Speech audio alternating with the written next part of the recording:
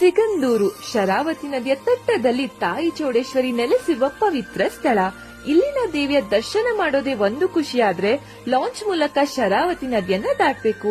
ಆ ಪ್ರಯಾಣನ ವರ್ಣಿಸಿದರೆ ಸಾಲದು, ಅದನ್ನ ಅನುಭವಿಸಲೇಬೇಕು. ಅದೆಷ್ಟೋ ಜನರು ವಾಹನಗಳು ಲಾಂಚ್ಗೋಸ್ಕರ ಕಾಯ್ತಾ ಬಂದ ತಕ್ಷಣ ಅದ್ರಲ್ಲಿ ಹತ್ತಿ ಶರಾವತಿ ನದಿಯಲ್ಲಿ ಪ್ರಯಾಣಿಸುವ ಅನುಭವ ಅದ್ಭುತ ಅಂತಾನೆ ಹೇಳ್ಬೋದು. ಕಣ್ಣು ಹಾಯಿಸಿದಷ್ಟು ಹಸಿರು, ನೀಲಿ ನೀರಿನ ನಡುವೆ ಚಿಕ್ಕದಾದ ದ್ವೀಪಗಳು ತಾಯಿಯ ಸನ್ನಿಧಾನದ ಸೌಂದರ್ಯವನ್ನ ಸಾರತ್ವೆ. ನಮ್ಮಂತ ಪ್ರವಾಸಿಗರನ್ನೇ ಸೆಳೆಯುತ್ತಿದ್ದ ಈ ಲಾಂಚ್ ಎಕ್ಸ್ಪೀರಿಯನ್ಸ್ ಇನ್ನ ಕೆಲವೇ ದಿನಗಳು. ನಂತರ ನಮಗೆ ಈ ಲಾಂಚ್ ಎಕ್ಸ್ಪೀರಿಯನ್ಸ್ ಕೇವಲ ನೆನಪುಗಳು ಮಾತ್ರ. ಯಾಕಂದ್ರೆ ಇಲ್ಲಿ ಕರ್ನಾಟಕದ ಅತಿ ಉದ್ದದ ಕೇಬಲ್ ಬ್ರಿಡ್ಜ್ ನಿರ್ಮಾಣ ಆಗಿದೆ. ಈ ಲಾಂಗೆಸ್ಟ್ ಕೇಬಲ್ ಬ್ರಿಡ್ಜ್ ಸುಮಾರು 2.5 ಕಿಲೋಮೀಟರ್ ನಷ್ಟು ಉದ್ದವಾಗಿದೆ. ಈ ಬ್ರಿಡ್ಜ್ ನಿಂದ ಸುಮಾರು 70 ಕಿಲೋಮೀಟರ್ ರಸ್ತೆ ಮಾರ್ಗ ಕಡಿಮೆಯಾಗಲಿದೆ. ನಾವು ಕೂಡ ಈ ಲಾಂಚ್ ನ ಕಡೆಯ ಬಾರಿಗೆ ಎಕ್ಸ್ಪೀರಿಯನ್ಸ್ ಮಾಡಿದ್ವಿ. ತಾಯಿಯ ದರ್ಶನ ಕೂಡ ಪಡೆದುಕೊಂಡ್ವಿ. ನನ್ನ ಪ್ರಕಾರ ಈ ಬ್ರಿಡ್ಜ್ ಜೊತೆಗೆ ಈ ಲಾಂಚ್ ಸೇವೆ ಕೂಡ ಹಾಗೆ ಇರಬೇಕು. ನಿಮ್ಮ ಅಭಿಪ್ರಾಯನ ಕಮೆಂಟ್ ಸೆಕ್ಷನ್ ಅಲ್ಲಿ ತಿಳಿಸಿ.